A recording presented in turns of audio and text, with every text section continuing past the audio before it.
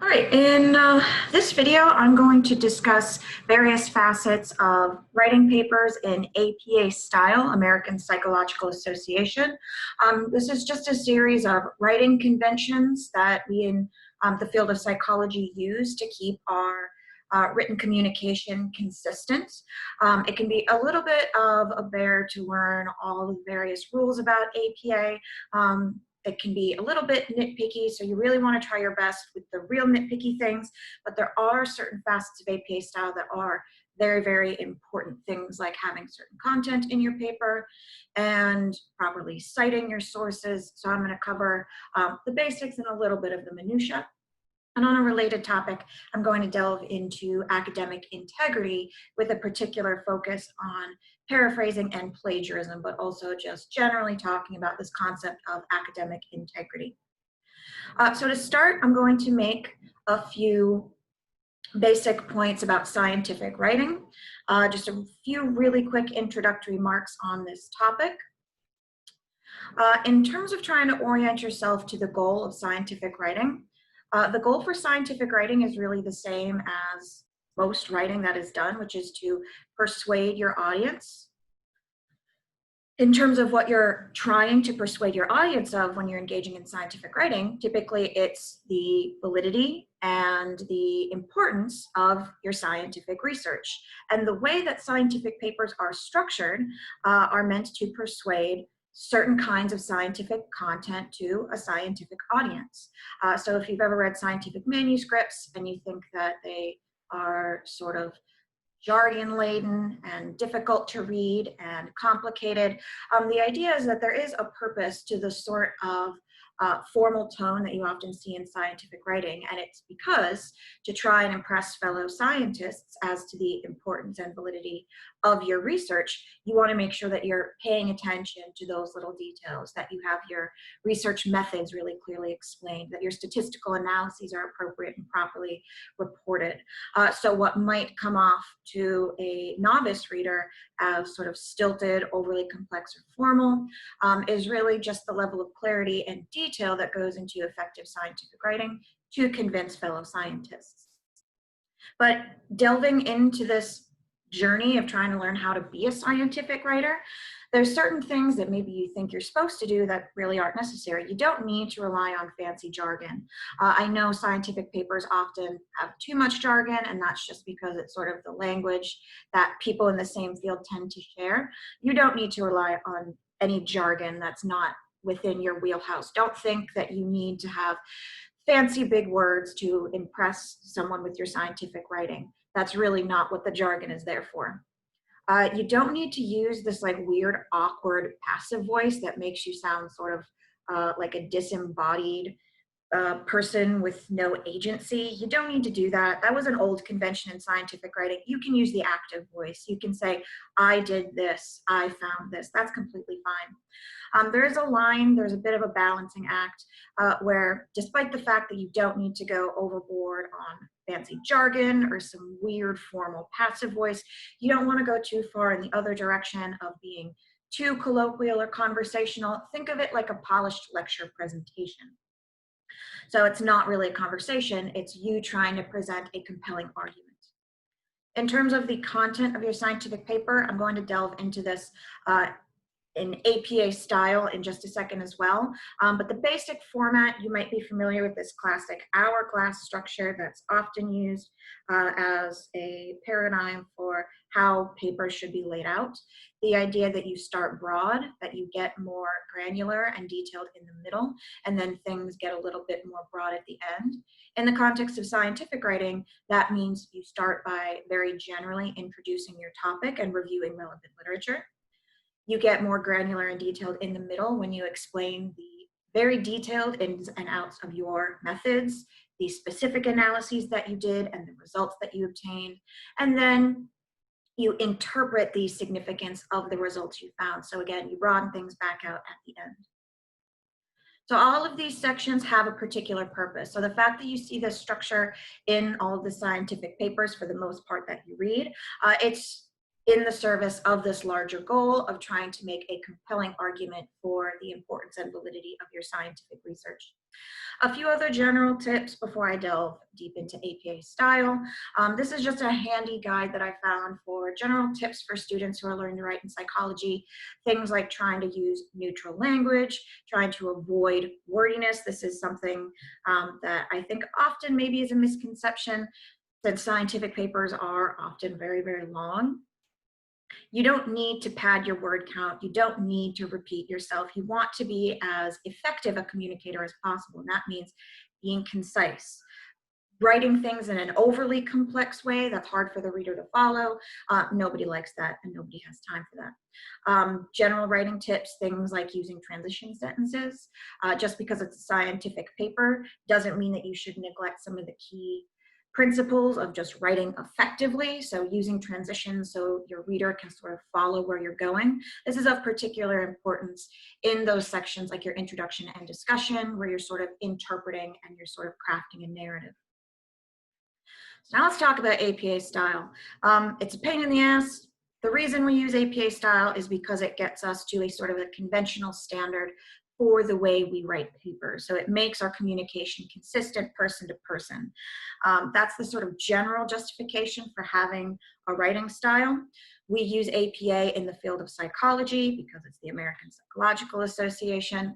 I know you've all got some experience if you took my 293 with writing in APA style. So hopefully for most of you, this can be mostly a rehash and just a resource for you to revisit when you're writing your paper and you're thinking to yourself, oh shoot, how do I do an in-text citation? How do I report a statistic? So the standards for APA formatting are contained in the APA publication manual. That was an optional purchase for the 294 semester. So I'm guessing most of you didn't purchase it, and that is completely fine. This is what it looks like. As you can see, we're now on the 7th edition. This actually edition is very, very new, as in it came out last year. So a lot of people in the field are still getting a handle on the changes from 6 to 7 because they are many. And it gets down to things like including a running head and how to do citations. So technically we are now on edition 7, but if you ever goof up and do an edition 6 formatting, honestly, I'm probably not even going to notice because some of the rules that changed are a little bit nitpicky. But FYI, we're technically in the 7th edition. So you don't need to purchase the manual because there's so many resources just on the internet for you to use. And I collected a series of online resources in one of the modules on Canvas towards the top in writing resources, APA, and if you extend that module, you'll see that I have some general resources, some resources for reporting your statistical analyses, and for tables and figures. So to walk through some of the core tenets of APA style, I'm going to rely on the Purdue Online Writing Laboratory, which is one of the sources linked there. But that's a great resource for you to visit if you're curious about really anything APA. And they've got sample papers and they've basically got an explanation for everything. So really all of the information from the manual you could pretty much find on the internet. So one useful, quite useful resource on that Purdue OWL website is this APA style workshop that really goes through a lot of the key pieces of getting your APA formatting correct. So I'm going to be drawing heavily from this workshop because it basically covers everything. And they even have their little APA propaganda talking about what APA style is and even justifying its existence, things like what I said, how it's really important for keeping communication styles consistent, blah, blah, blah, whatever. But in terms of what specifically is APA style, it's just its own standards for formatting communication for psychological sciences. So APA formatting covers things like how to organize the content of your paper. There are standards for how you actually are supposed to write, so the unique writing style of a psychology paper, that sort of voice that scientists use. There's some standards about that. Critically, there's standards for citing your sources. We're going to talk about that.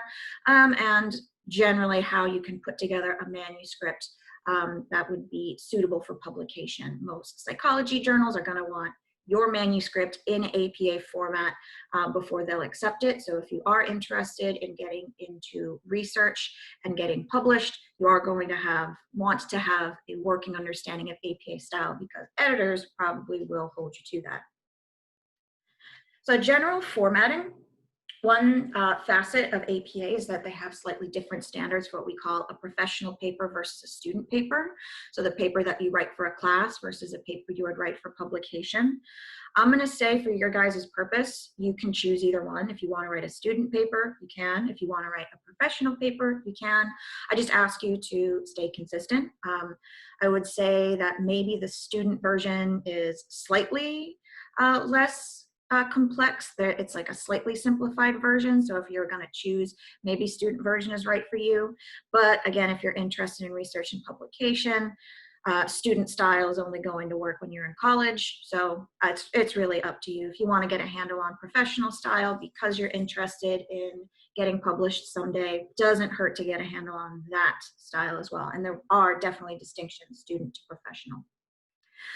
Some general formatting rules have to do with just the actual physical formatting. So things like having a very standard page size, standard margins, and standard fonts.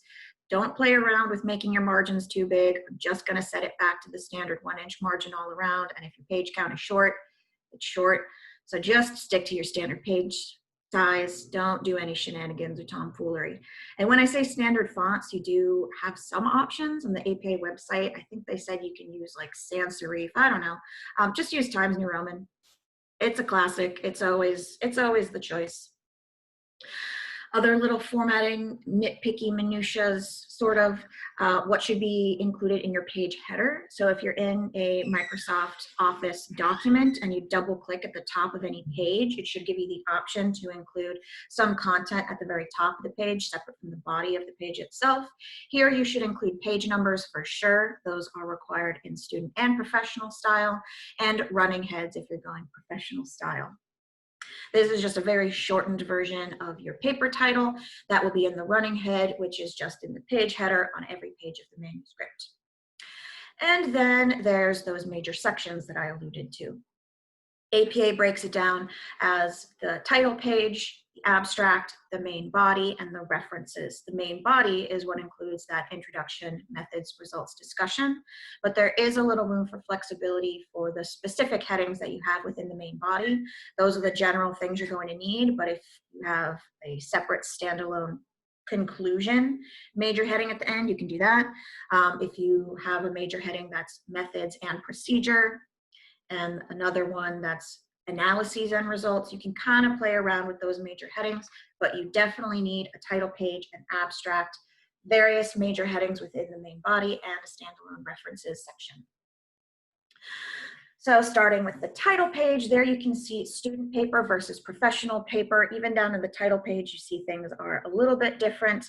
And this is an example of some things that have changed from edition 6 to 7. Student paper, there's all sorts of junk on there that APA wants you to have now, like the course name and the professor's name. And that was not the case in edition 6. And I cannot tell you how many times I had to tell students, do not put my name on your paper. I know what my name is. Now APA wants you to write my stupid name on your paper. I don't know why, but pick your poison. Student paper, title page, professional, title page. It's all good, man. Just choose one.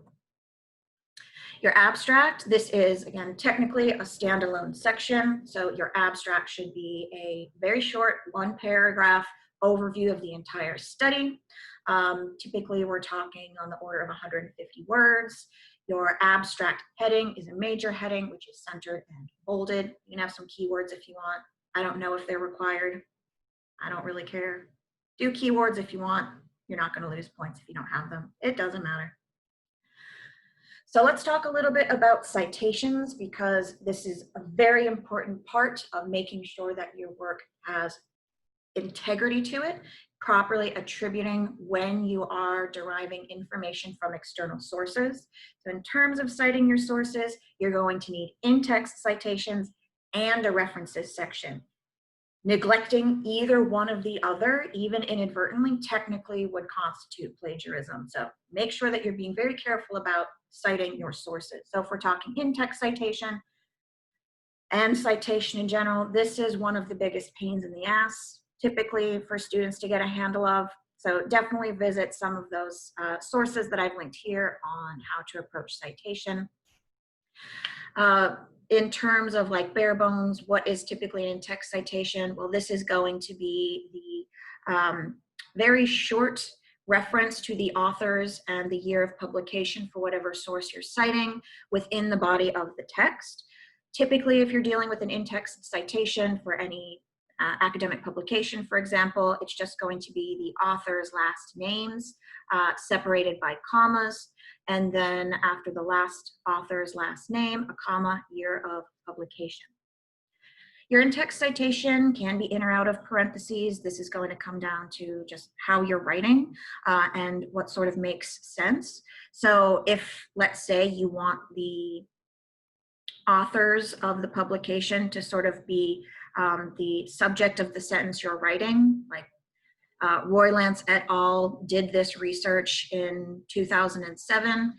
You wouldn't necessarily need to have that citation again in parentheses. It's okay to have it just sort of in regular text. So I've got some examples from an actual paper that I'll show in the next slide. But one sort of nitpicky rule is that the first time you cite any given paper in your manuscript, use all of the author's names, I believe, unless there is 6 or more.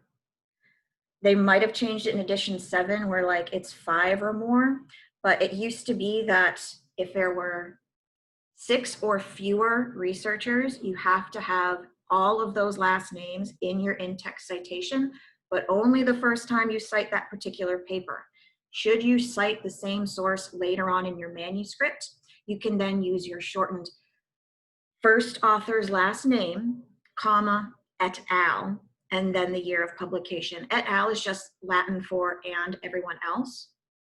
So you can do that if you've got a paper that has more than one author and you're citing it multiple times. The second time you cite it in text, you only need to have the first author's last name and et al. To indicate that there were other people. So this here is one of my favorite papers that I love to allude to, one of these nostalgia papers. As you can see in the literature review of a scientific manuscript, there's normally just dozens and dozens of publications, because when you're trying to get published, you really want to cite all the relevant literature, which typically leads you with a lot to sift through. So you definitely don't need this many citations in your literature review. I think you need like 6 or something. But this here shows you a variety of ways that in-text citations can work. So there, for example, you see all of those citations are in parentheses.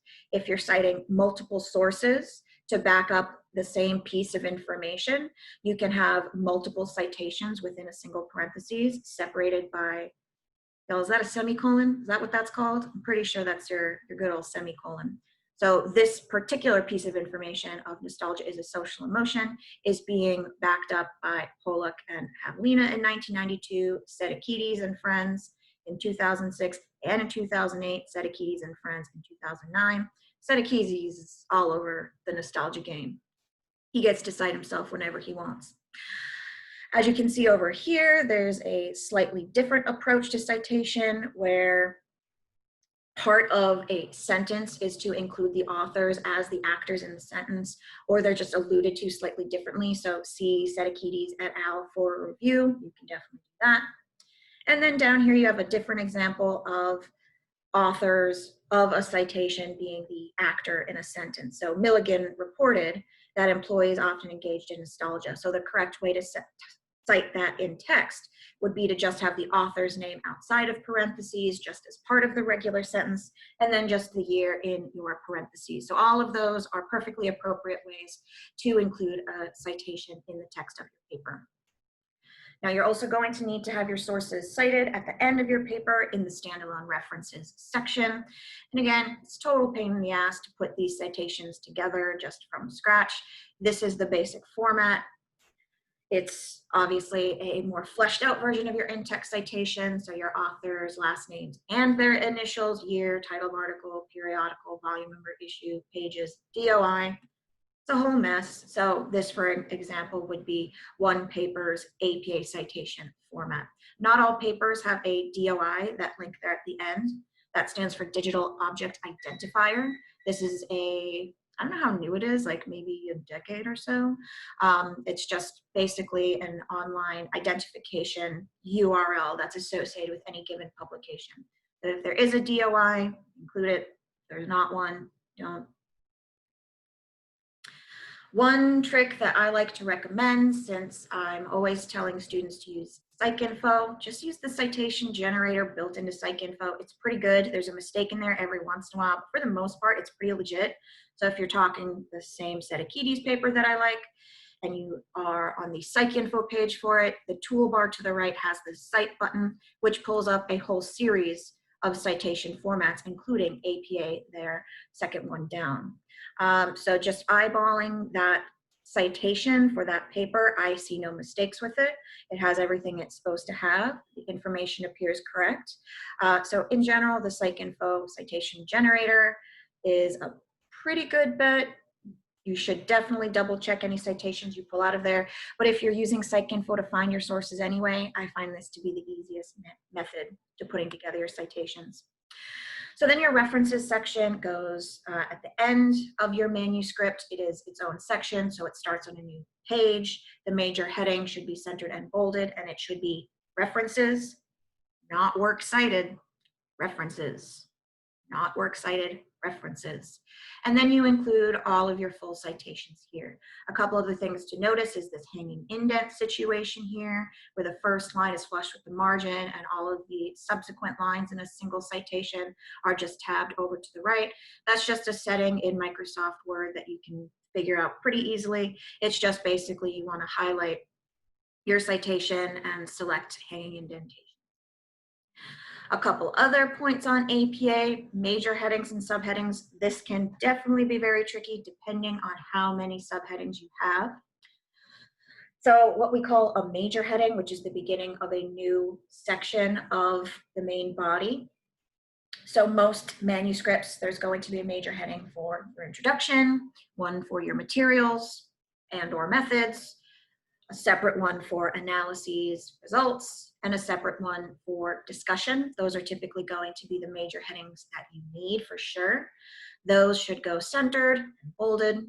If you want to have subheadings, which divides the content of a section underneath a major heading into sort of subsections, you're going to want to create what we call a second level heading. So for example, in your materials section, I have typically suggested that you have a section for, let's say, your first variable, so your self-esteem scale, and then a section for whatever your second scale is, happiness, whatever it may be. If you wanted to have a second level heading devoted just to self-esteem, where you discuss that scale, and a separate second level heading where you talk about your second variable, that's a pretty good strategy for formatting. So your second level heading is not going to be centered, but it's still going to be bolded, and it's going to be to the left. And sometimes you get even deeper and you get a third level heading. So let's say you have your introduction, nested within the introduction is a literature review, and then you wanted to further break down the literature review in terms of the content within the literature review. You're talking third level heading. And this is where it gets deep. I don't even know how many levels of headings APA technically has rules for, but I'm guessing it goes up to at least 6. It gets a little bit out of control. Hopefully you're not going any further than a second or a third level heading, but if you're dealing in a third level heading, let's say you're further breaking down your literature review in sections, third level heading looks like that. So flush to the left, bolded, italicized. Again, don't go any further than that. I don't even know what a fourth level heading looks like. I think it's at the start of a paragraph, like it would be here, and then a period, and then the paragraph starts, but like, who's to say? Shit's crazy.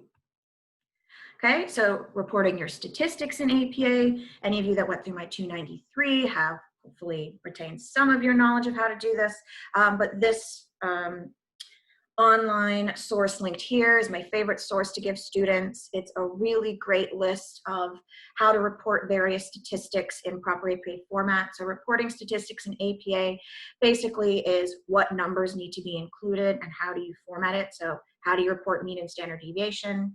capital italicized M, space between the equal signs, standard deviation is capital SD italicized. All of that nitpicky stuff is available at that source here. Depending on what analyses you're going to do, everyone's going to at least be doing an ANOVA this semester. So things like your F statistic, your degrees of freedom, your obtained F, your p-value. These are the pieces of information that need to be included to properly have an ANOVA in an APA formatted manuscript. And then lastly, tables and figures. Again, you had to create a graphic for 293. You're going to want to create one again for your paper in 294. You could have a table being a graphic that depicts series of numbers, so a correlation matrix, or a table that lists the means in different groups. That is technically a table, and there's all sorts of crap that goes into properly formatting an APA table. Things like not having lines in between every cell, having the various legends that you need to indicate significance, whatever. Depending on the information you want to write up, the basic format for creating a table is going to look something like that. And then a figure is going to be more of like a picture, so a bar graph or a pie chart. So if you wanted to, let's say, depict the means among different groups for your 2x2 ANOVA, you might want to create a figure that looks something like that. So various features of properly APA formatted tables and figures include things like having a title, making sure to have clearly identified legends indicating what these bars mean. So not everything that goes into APA format is like meaningless. Things like making sure you have a title for your tables and figure. It's pretty important because that's an important piece about making sure that your table or figure is communicating clearly and effectively. So not all the rules are minutia, some of them are pretty important. Are there any questions before I move on to academic integrity and bum all of us out just a little bit?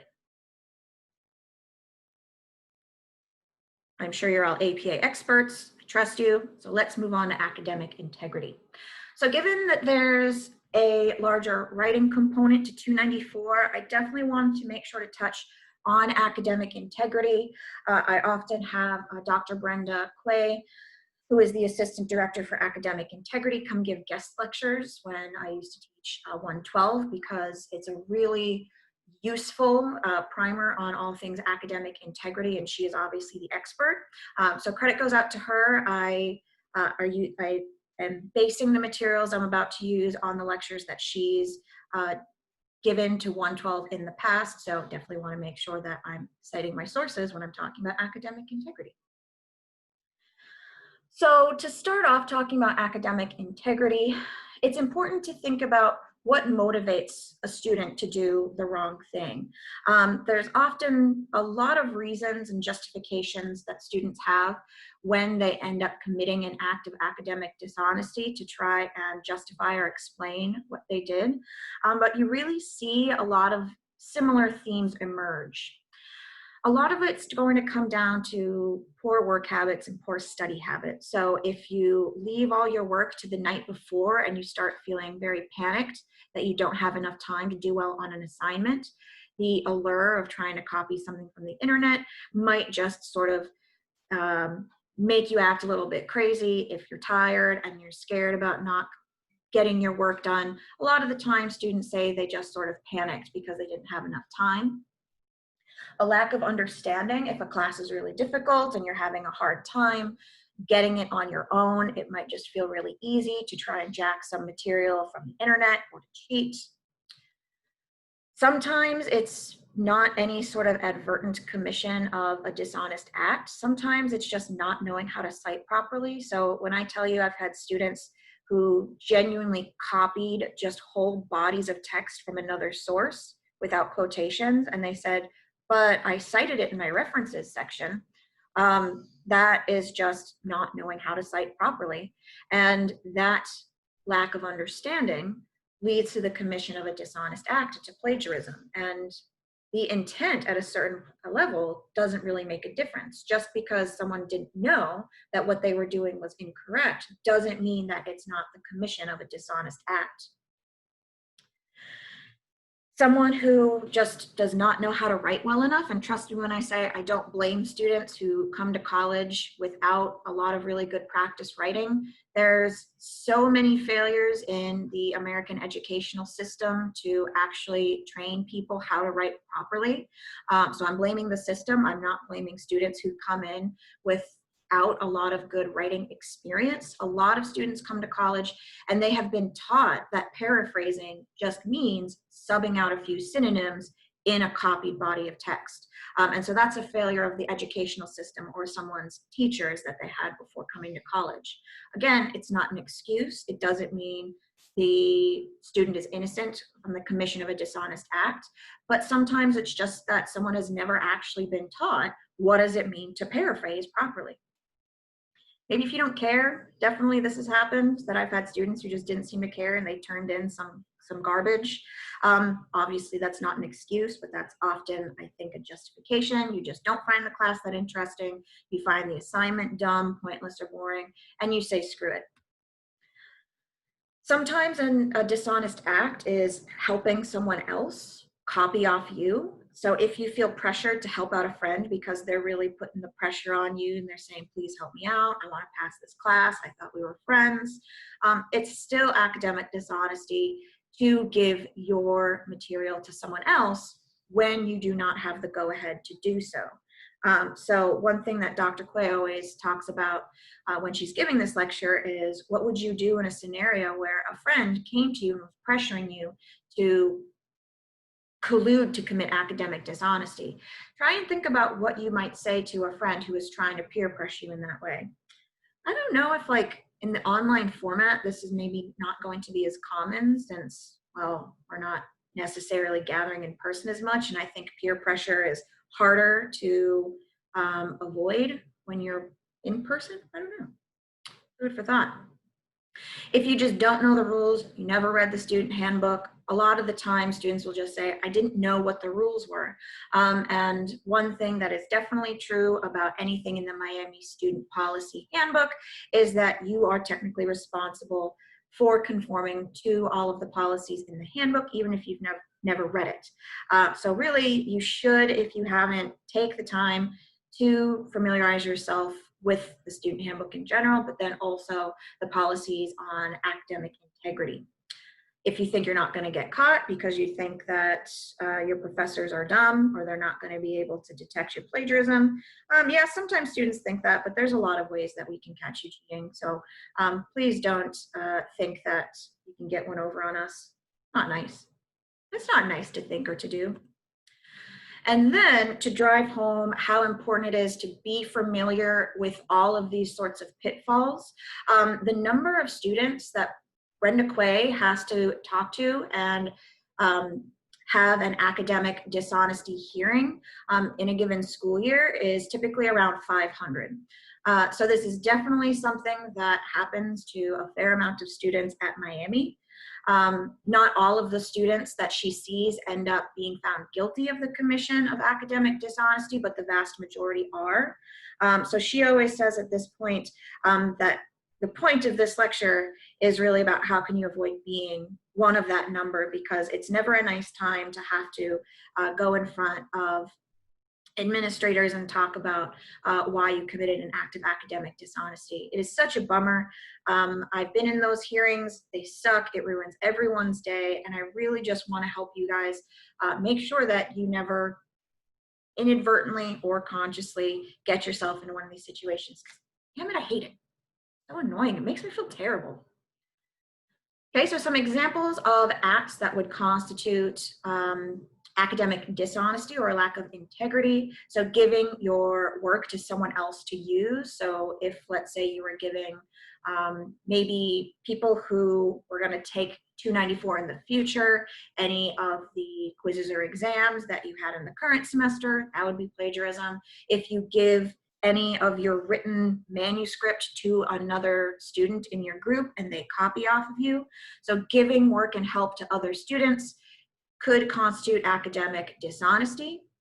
It really comes down to what are the policies of the class. So for example, for the presentation that you guys do this semester, I tell you that it is collaborative and you write together, but for your manuscript, you need to write that independently. So you want to make sure that you're not sharing your written manuscript with other people, even if you think it's innocent, because you're not supposed to be writing collaboratively. Exam cheating, so bringing your phone to an exam, bringing notes and taping them to the back of a can of soda. I've heard some like wild stories. I've never actually had this happen really in any of my classes. In 293, I just sort of walk around and eyeball people, and that seems to be enough of a deterrent. But I know definitely I've heard some professors who are like not about to get played with students cheating during exams.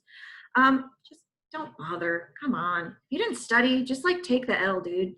It is so much worse to get caught cheating. Like, what an embarrassment.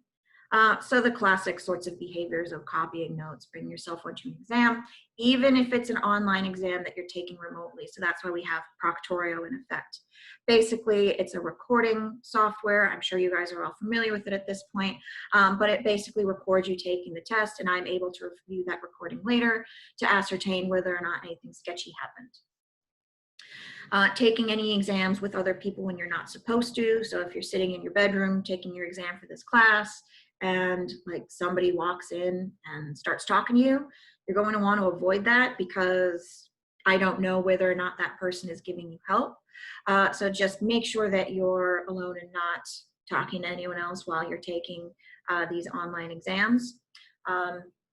Unless stated explicitly that the rules of any quiz or exam are okay with that. So, right, for your open note quizzes, the lecture quizzes, like the same rules don't apply. So it's really up to you to know what rules are associated with what assignments in what classes. Use of unauthorized resources. So basically making sure that you know what resources are available to you and you are using only the authorized materials that you're supposed to for the class. Getting help from the internet, so getting someone on the internet to write a paper for you, copying a bunch of text from a source on the internet, not supposed to do that. And it can even be some really low level stuff, like signing an attendance sheet for someone who's not actually there. I have had this happen in the past, and it's like, what's the freaking point? You're going to lose like one attendance point if you're not signed in, so then you're going to have your friend get in a lot of trouble to try and write your name. Stupid. So all of those are bad. You don't want to do any of those things. Those all feel like, I think, pretty obvious cheating behaviors that you're going to want to avoid.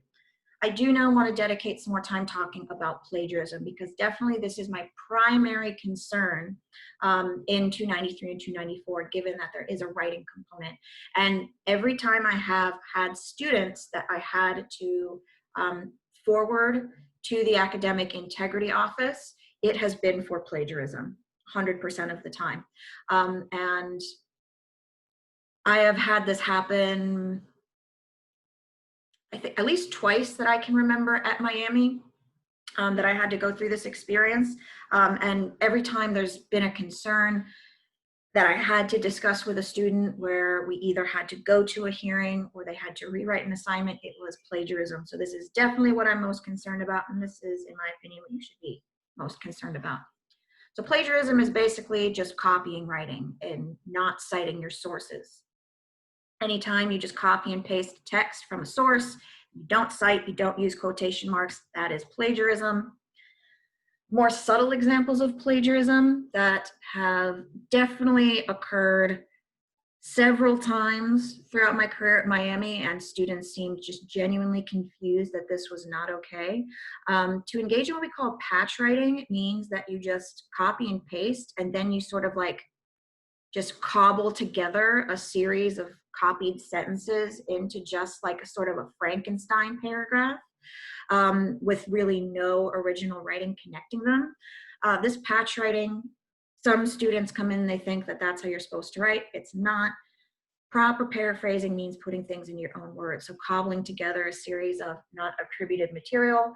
Not only is that plagiarism, it's going to lead to garbage writing. So you definitely want to avoid that. Another common mistake that students commit is to copy something and then just sub out a few synonyms, thinking that that's paraphrasing.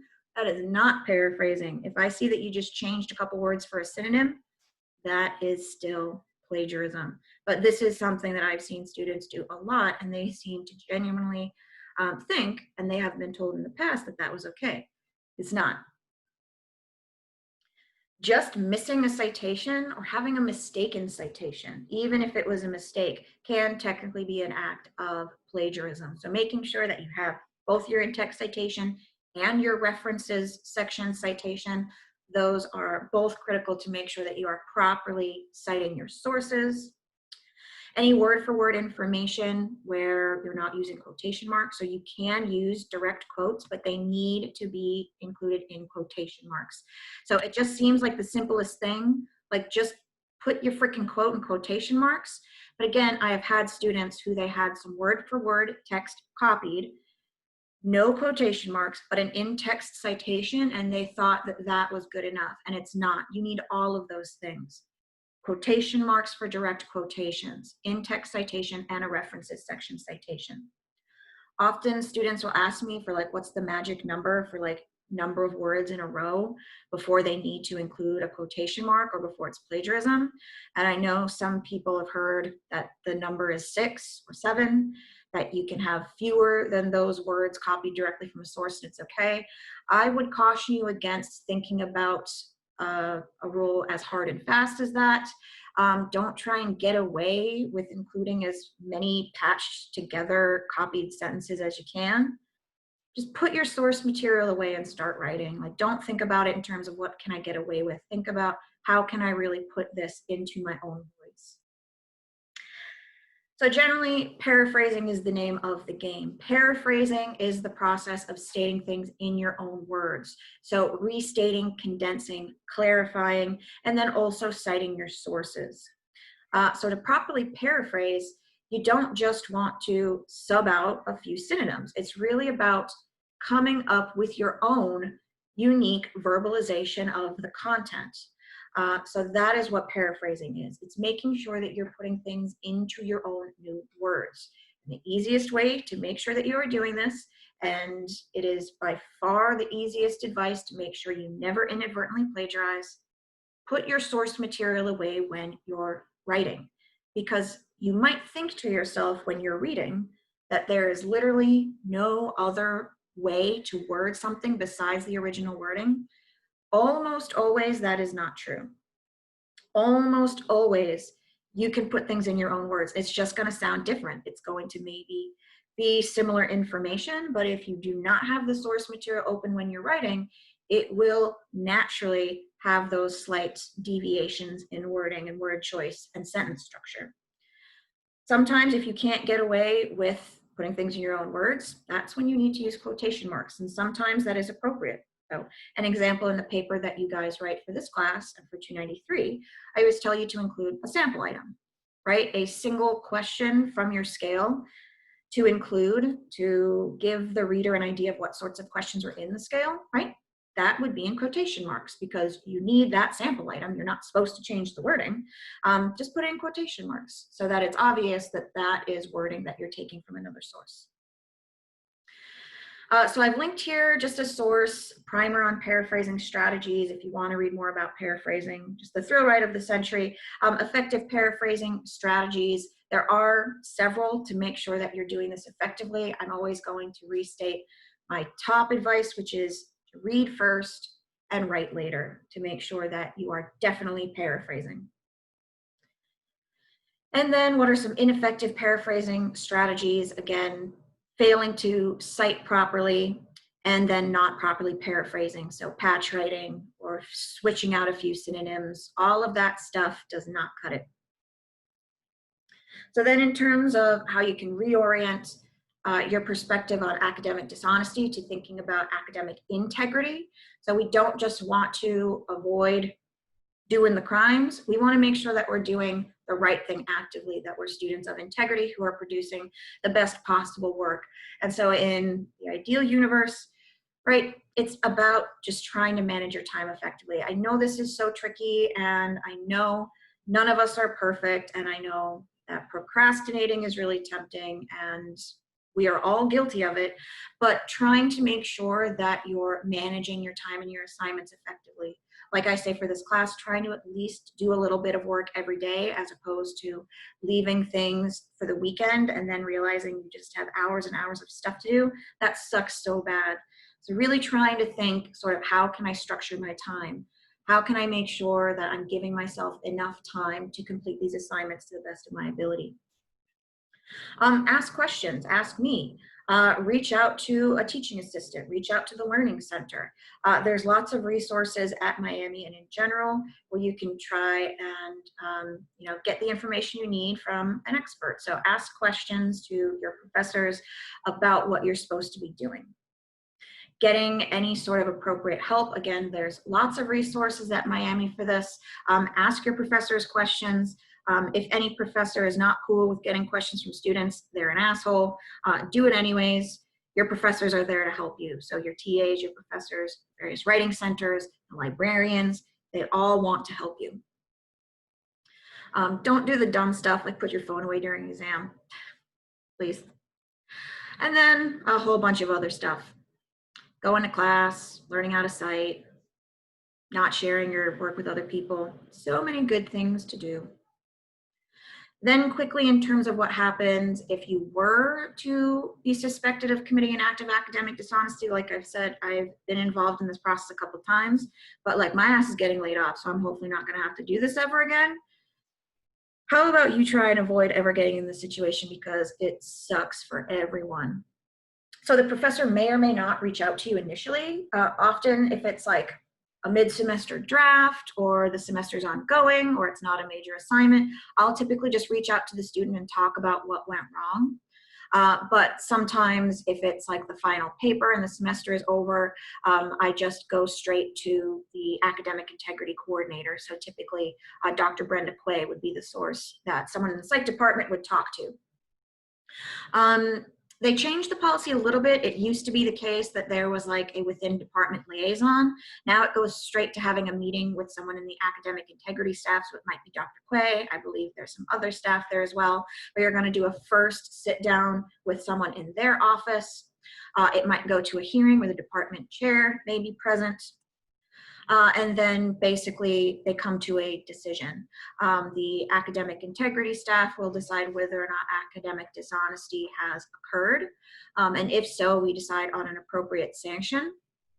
Typically, this is going to be grade-based sanction, so typically a 0 on the relevant assignment.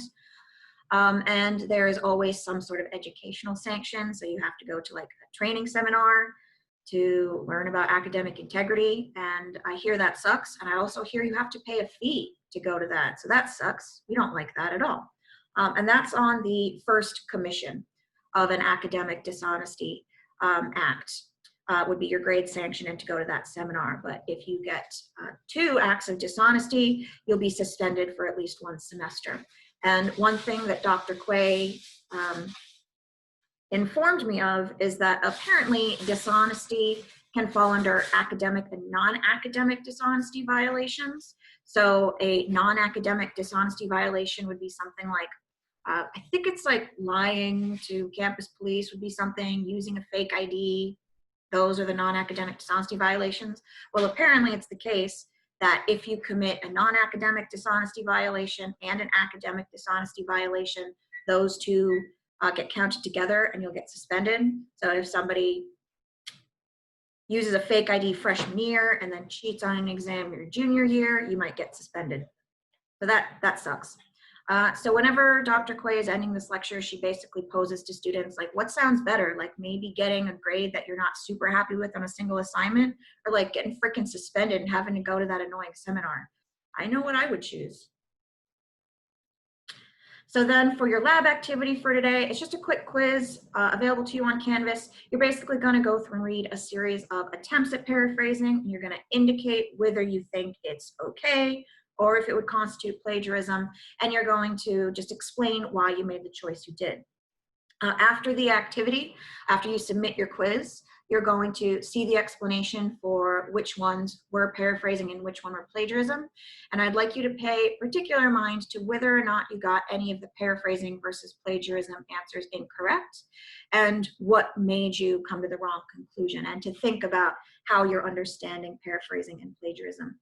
You're not going to lose any points for getting paraphrasing versus plagiarism wrong because they are a little bit tricky, but definitely make sure that you're thinking about your explanations for why, because those are a point each. So that'll do it for our lecture content for today.